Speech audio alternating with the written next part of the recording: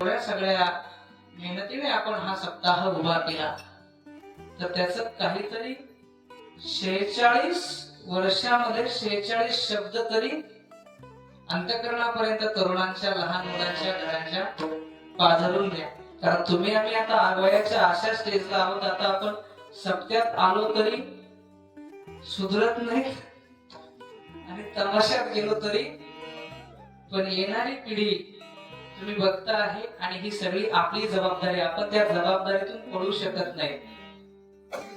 जर इथे 7 ते 8 200 मुलं असतील आणि 9 ते 11 कुत्र झोपत असेल, दोषी कोण आहे? मला आता मी काय इंग्रजीत कीर्तन करीत होतो का? माझं बोलायला कळलंच ना. एवढे तर समोरचे कोणी झोपले नाही. बऱ्याच झोपावं असं मी बोलत नाही. बर, जे इथं 7 ते 8 होते किंवा 7 ते 9 होते, ते घरी जाऊन झोपले असतील असं नाही, काय करत असतील?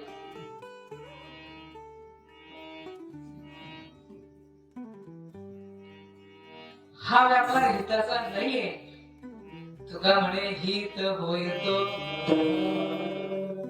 हा व्यापार हिताचा नाहीये.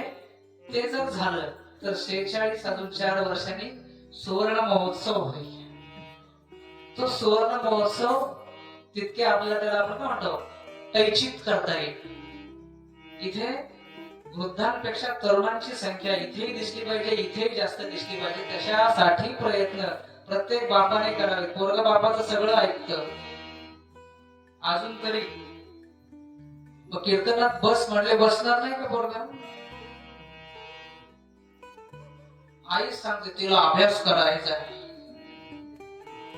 आहे की नाही? काय अभ्यास करतो? पुस्तकात मोबाईल ठेवत ती. सगळ्यात मोठं संचित जे आपण भविष्यासाठी देणार आहोत, ते आपल्या मुलांना दिलेले संस्कार असणार आहेत. पुढच्या वर्षी सप्त्यात तुम्ही नाही बसले तरी चालेल कीर्तनाला, तुमची मुलं बसली पाहिजेत. एवढी सगळ्यांच्या पायावर डोकं ठेवून विनंती करतो. सगळ्यांच्या पाया